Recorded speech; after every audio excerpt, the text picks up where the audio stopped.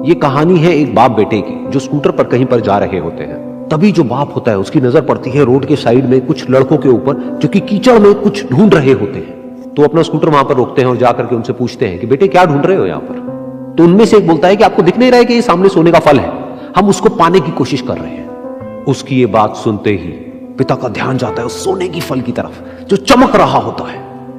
फिर उनके माइंड में कुछ इमेजिनेशंस बनने लग जाती हैं कि काश ये जो फल है ये मेरे बेटे के पास में आ जाए तो ना सिर्फ उसकी बल्कि मेरी भी जिंदगी बदल जाएगी।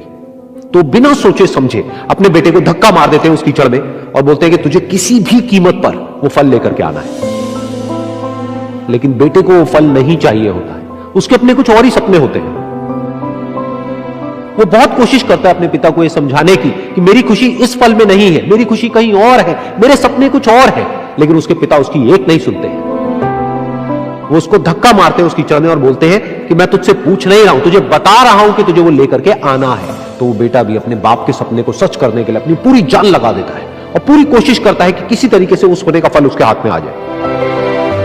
लेकिन जैसे जैसे वो हाथ पैर मारता है उस फल को पकड़ने के लिए वो और नीचे धंसने लग जाता है और फिर जाकर के उसको समझ आता है कि ये कीचड़ नहीं है, ये दलदल है।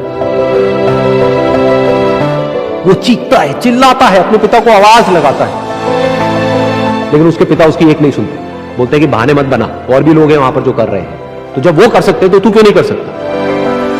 तो एक बार वो फिर से कोशिश करता है और अपनी पूरी जान लगा देता है, लेकिन उसके बाद भी उसके हाथ में कुछ नहीं आता है और वो धीरे धीरे नीचे धंसता चला जाता है और मर जाता है।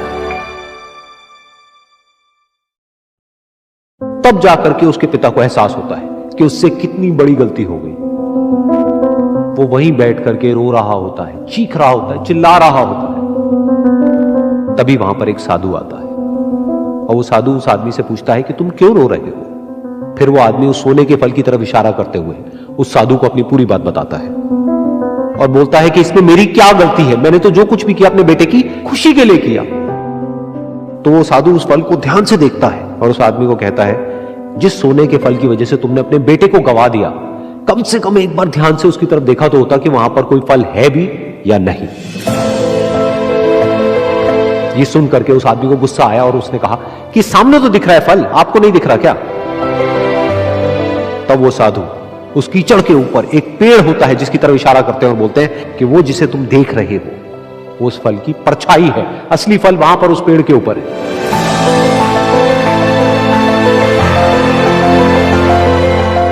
फिर वो साधु उस आदमी को बोला कि अपने बेटे को जबरदस्ती धक्का देने की बजाय और उसको बताने की बजाय कि तेरी खुशी किसमें है, अगर तुमने उससे पूछा होता कि बेटा तू बता तू क्या करना चाहता है और तेरी खुशी किसमें है, तो ना सिर्फ तुम्हारा बेटा जिंदा होता बल्कि हो सकता है कि उसके हाथ में वो असली सोने का फल भी होता।